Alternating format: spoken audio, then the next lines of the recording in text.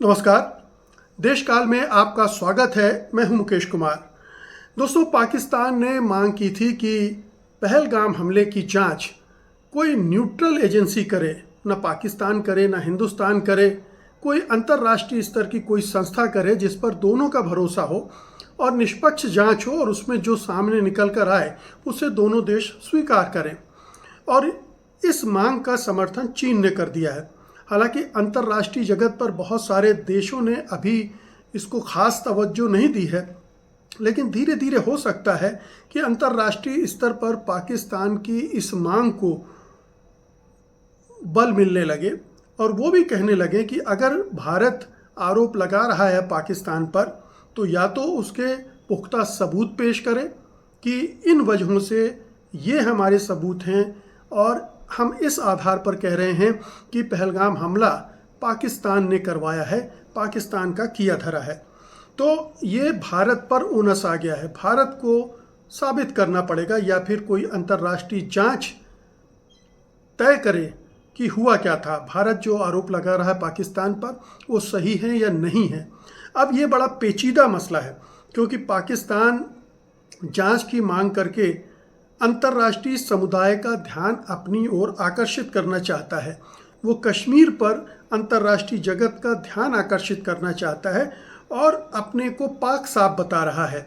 पाक साफ इसलिए बता रहा है कि जब तक सबूत सामने नहीं आएंगे तब तक उसका स्टैंड, एक उसका वजन होगा उसके रुख का, और बहुत सारे देश उस तरह से उस पर नहीं पिल पड़ेंगे जैसे कि भारत ने आरोप लगाने के बाद हो जाना चाहिए था। आप देखिए कि अंतर्राष्ट्रीय जो प्रतिक्रियाएं आई हैं उनमें किसी एक में भी ये जिक्र नहीं है कि पाकिस्तान की कोई भूमिका थी या पाकिस्तान कहीं से इस हमले में इन्वॉल्व था। मैंने इस पर एक वीडियो किया था, आपने देखा भी था कि कैसे डिप्लोमेटिक स्तर पर भारत नाकाम रहा है। लेकिन ये डिप्लोमेटिक स्तर पर नाकामी का मामला भर नहीं है, बल्कि ये भी है कि अगर आप किसी देश पर आरोप लगा रहे हैं तो आपके पास उसकी पुख्ता जानकारी होनी चाहिए, नहीं तो उसे अंतर्राष्ट्रीय जगत पर गंभीरता से नहीं लेगी। हालांकि जो पाकिस्तान के डिप्टी पीएम हैं इशाक डार, उन्होंने हमलावरों को जिस तरह से फ्रीडम फाइटर कह दिया, स्वतंत्रता सेनानी कह दिया, उससे एक नया विवाद खड़ा हुआ और अंतर्राष्ट्रीय समुदाय में निश्चित रूप से पाकिस्तान की विश्वसनीयता कमज़ोर हुई होगी। क्योंकि जब इतने बड़े आतंकवादियों को, जिन्होंने 26 लोगों को मार डाला, उनको वो स्वतंत्रता सेनानी कह रहे हैं, तो इसका मतलब है उनकी हमदर्दी है, उनके साथ हमदर्दी है तो उसका सहयोग भी कर रहे होंगे, उनको समर्थन भी दिया होगा। तो ये एक शक की सुई इस वजह से पाकिस्तान पर चली जाती है। लेकिन इतना काफ़ी नहीं होगा, ये पाकिस्तान भली भांति जानता है और इसीलिए लगातार ये रट लगाए हुए है कि एक न्यूट्रल इंक्वायरी होनी चाहिए और तब दूध का दूध और पानी का पानी हो जाएगा। अब ये जाहिर है कि भारत के लिए ज़रा मुश्किल काम है, लेकिन अंतर्राष्ट्रीय बिरादरी को कन्विंस करने के लिए मैं तो कहूँगा कि भारत के अंदर भी लोगों को कन्विंस करने के लिए उसे कुछ ना कुछ ऐसा सामने लाना पड़ेगा, क्योंकि बहुत सारे लोग बहुत तरह से सोच रहे हैं इस आतंकवादी हमले के बारे में। इस आतंकवादी हमले में किसकी भूमिका है, क्योंकि पुलवामा जो अटैक हुआ था उसमें उसकी जांच के जो निष्कर्ष हैं वो आज तक हमारे सामने नहीं आए हैं कि आखिरकार हुआ क्या था, कहाँ लैप्स हुआ था, करवाया गया था या हो गया था। ये तमाम सवाल उसी समय से आम लोगों के दिमागों को मथते रहे हैं और जब कोई नई घटना होती तो फिर वही शक जो है बहुत सारे लोगों को भारत सरकार पर भी होने लगता है, मोदी सरकार पर भी होने लगता है। और मोदी जी ने जिस तरह से उसको भुनाने की कोशिश शुरू कर दी बिहार जाकर, उससे लोगों को और गहरा संदेह हो गया। और आप देखिए कि नेहा सिंह जो लोक गायिका हैं, उन्होंने जब इसी तरह की बात की तो उनके खिलाफ देशद्रोह का मुकदमा भी दर्ज कर दिया गया है। तो बहुत सारे लोग डर के नहीं बोल रहे हैं, ये अलग बात है, क्योंकि कब किसके खिलाफ एफआईआर हो जाए, कब पूरी जो हिंदुत्व ब्रिगेड टूट पड़े, इसलिए बहुत सारे चुप हैं। लेकिन दिमाग में लोगों के शक रहता है कि मोदी सरकार सत्ता में बने रहने के लिए, अपनी पकड़ मजबूत करने के लिए, चुनाव जीतने के लिए इस तरह की घटनाओं को किस तरह से लेती है, ये एक संदेह के दायरे में। हम कतई इशारा नहीं कर रहे हैं कि पहलगाम हमला मोदी सरकार ने करवाया होगा या पुलवामा मोदी सरकार ने करवाया था, लेकिन कई चीज़ें ऐसी हैं जिनके जवाब नहीं मिलते हैं तो संदेह पैदा हो जाता है। बहरहाल, अब सवाल उठता है कि अगर भारत चाहता है कि उसे अंतर्राष्ट्रीय बिरादरी का समर्थन मिले, अभी तक सिर्फ ये समर्थन मिला है कि पहलगाम हमला बहुत ही नृशंस था, अमानवीय था, ये आतंकवादी घटना बर्दाश्त नहीं की जा सकती, जिसने भी किया है उसकी निंदा भत्सना की गई और कठोर कार्रवाई भी करने की बात कही गई। लेकिन इसके आगे जो जहाँ जाना है, यानी पाकिस्तान को कटघरे में खड़ा करना, पाकिस्तान के खिलाफ कार्रवाई करना, उसके खिलाफ प्रतिबंध वगैरह लगाना या उसको टेररिस्ट स्टेट घोषित करना, ये तमाम चीज़ें तभी होती हैं जब ठोस सबूत आप अंतर्राष्ट्रीय बिरादरी के सामने रख देते हैं। संयुक्त राष्ट्र का सुरक्षा परिषद तब तक कोई कठोर कार्रवाई नहीं करेगा, उसकी सिफारिश नहीं करेगा जब तक कि उसके पास ठोस सबूत ना आ जाए, जैसे कि आतंकियों के पाकिस्तानी संबंधों के दस्तावेज़ उपलब्ध कराए, उनके बीच में कोई फाइनेंशियल ट्रांजैक्शन हुआ है, वित्तीय लेन देन हुआ है, या उनकी टेलीफोनिक या किसी स्तर पर बातचीत हुई हो, उसके रिकॉर्ड वगैरह अगर भारत सरकार के पास हैं तो वो उपलब्ध कराए, तब जाकर ये बात आगे बढ़ती है।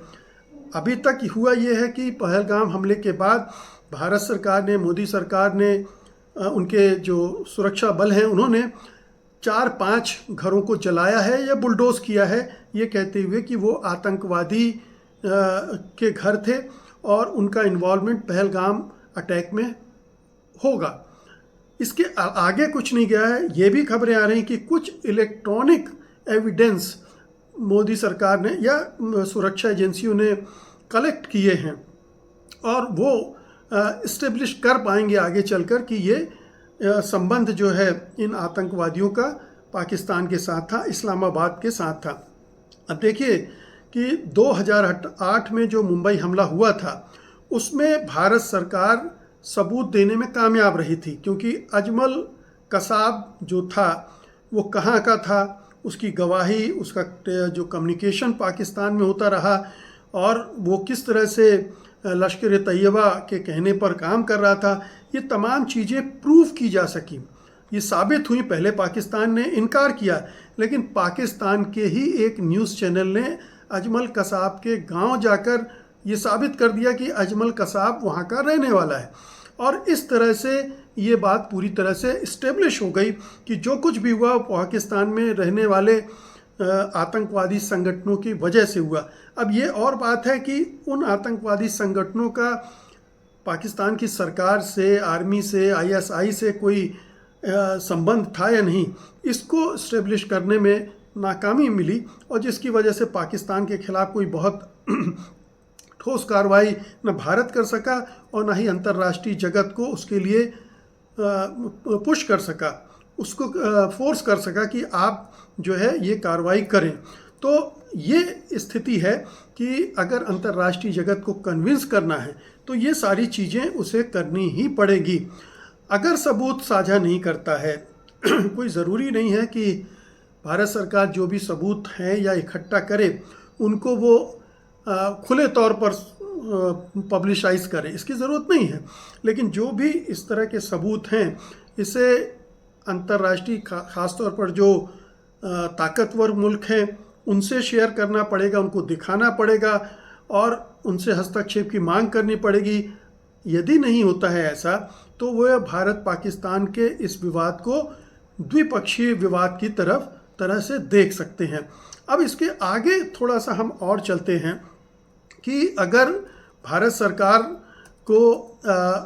सरकार स्वतंत्र जांच से इनकार करता है तो इसका संदेश बाहर क्या जा सकता है।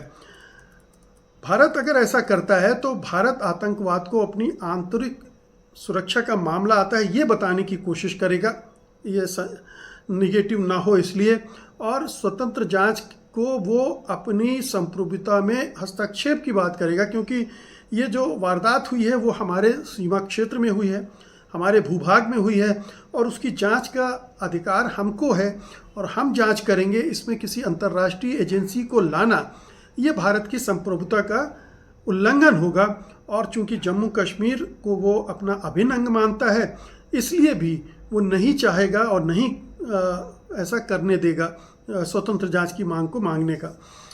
और फिर दूसरी बात यह है कि भारत ये मांग इसलिए भी नहीं स्वीकार कर सकता है क्योंकि पाकिस्तान पर उसे भरोसा नहीं है।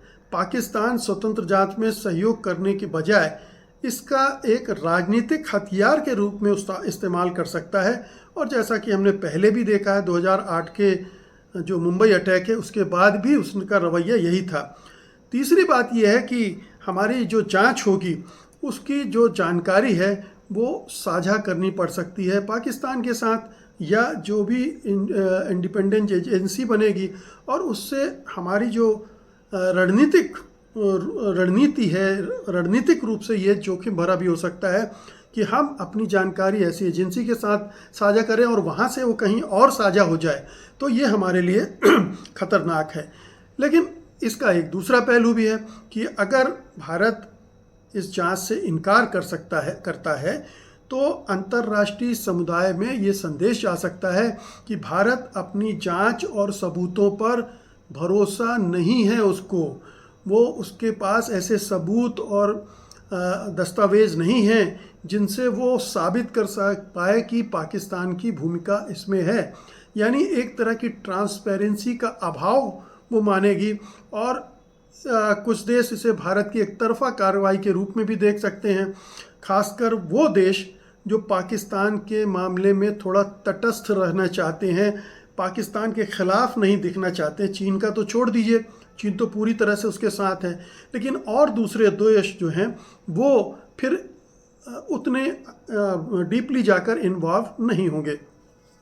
फिर ये जो अगर भारत ये स्टैंड लेता है कि हम स्वतंत्र जांच को स्वीकार नहीं करेंगे, तो फिर पाकिस्तान को भारत के खिलाफ प्रचार करने का एक अवसर मिल जाएगा।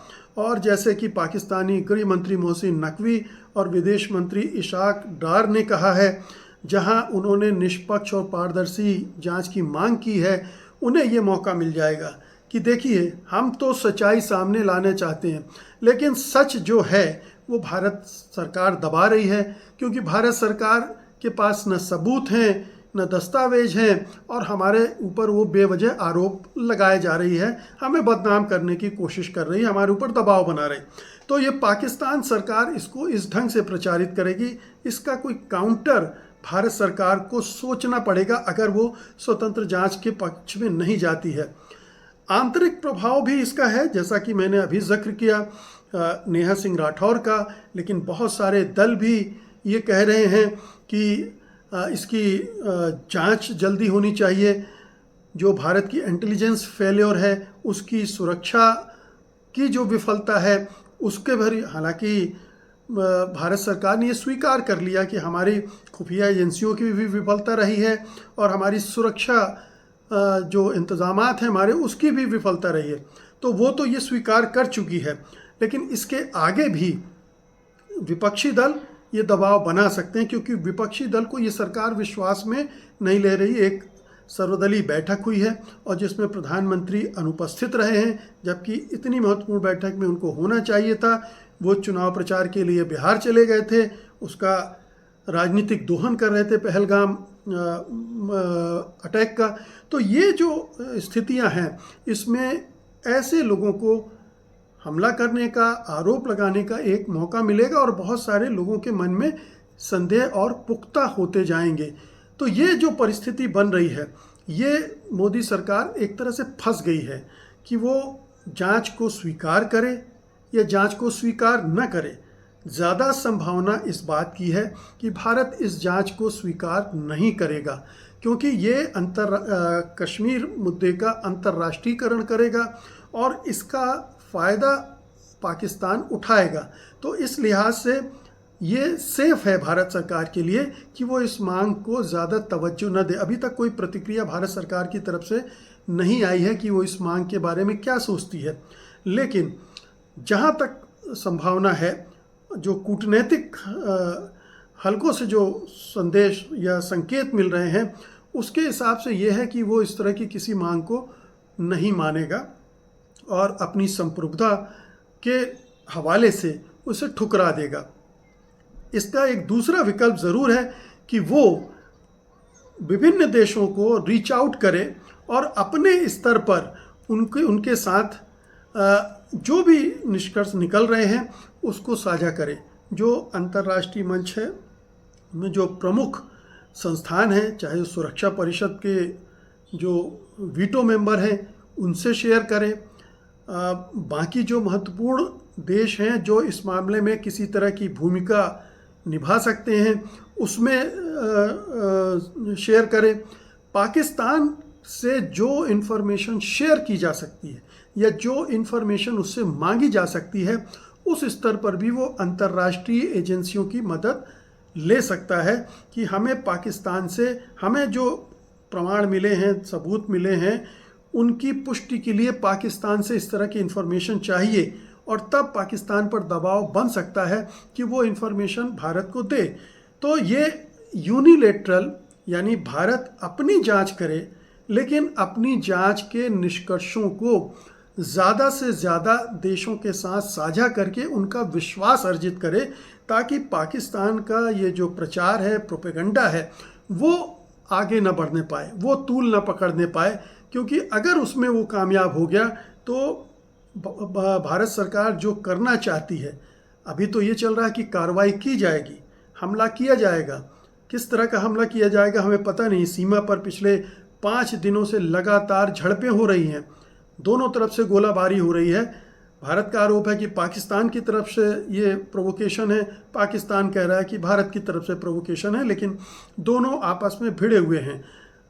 भारत सरकार कुछ ना कुछ करेगी ये अनुमान सभी का है, लेकिन कोई बड़ा करेगी ऐसा कोई नहीं कह रहा है। यानी युद्ध की संभावनाओं को तमाम लोग खारिज कर रहे हैं। बड़े से बड़ा विशेषज्ञ भी कह रहा है कि युद्ध नहीं होने जा रहा है, जंग नहीं होगी, छोटी मोटी कुछ कार्रवाई होगी, एक नौटंकी, एक प्रहसन, एक मैसेज देने की कोशिश होगी मोदी सरकार की तरफ से कि हमने पाकिस्तान को सबक सिखा दिया, हमने सीमा पार करके हमला कर दिया, कुछ जगह बम गिरा दिए। इस तरह की कुछ हरकत हो सकती है, लेकिन उसका जवाब भी जिस तरह से पुलवामा के समय पाकिस्तान ने दिया था वो भी उसका जवाब देगा। उसके बाद एस्केलेट करेगा कि नहीं युद्ध, ये कहना मुश्किल है, क्योंकि अटल बिहारी वाजपेयी ने ही कहा था जब पार्लियामेंट में हमला हुआ था कि युद्ध करना तो आसान है, युद्ध शुरू करना, आप युद्ध का फैसला ले सकते हैं, कभी भी युद्ध में जा सकते हैं, लेकिन युद्ध को रोकना आपके हाथ में नहीं होता है। क्योंकि उसके बाद जो घटनाएं एक के बाद घटित होती हैं हो सकता है वो आपके नियंत्रण से बाहर चली जाएं और बड़ा युद्ध का रूप ले लें। और बड़ा युद्ध होता है तो पाकिस्तान को तो नुकसान होगा ही, भारत को भी कम नुकसान नहीं होगा। इसीलिए युद्ध को अवॉइड करना ये सबसे अच्छी रणनीति आज की तारीख में मानी जाएगी। बहरहाल तो ये परिस्थितियां बन रही हैं। अगर इसके पहले भारत सरकार सबूतों के साथ अंतर्राष्ट्रीय जगत को कन्विंस कर ले तो ये भारत की अपने आप में एक बड़ी जीत होगी और उस आधार पर पाकिस्तान के खिलाफ कार्रवाई की बात हो सकती है। और एक भी स्टेप अगर अंतर्राष्ट्रीय बिरादरी ने पाकिस्तान के खिलाफ ले लिया तो वही इतनी बड़ी जीत होगी कि भारत को फिर जंग करने की ज़रूरत नहीं है, हमला करने की ज़रूरत नहीं है। उसी जीत के बल पर फिर वो आगे की लड़ाई पाकिस्तान से दूसरे तरीक़ों से जारी रख सकती है। और ये मुझे लगता है कि मोदी सरकार को अगर सही सलाह मिल रही होगी तो वो इसी लाइन पर काम भी कर रही होगी। कुछ छोटे मोटे हमले हो जाएं, बस बात वहीं ख़त्म हो जाए और पाकिस्तान को कैसे कटघरे में खड़ा कर दिया जाए, उसे दोषी करार दिया जाए। धन्यवाद, नमस्कार।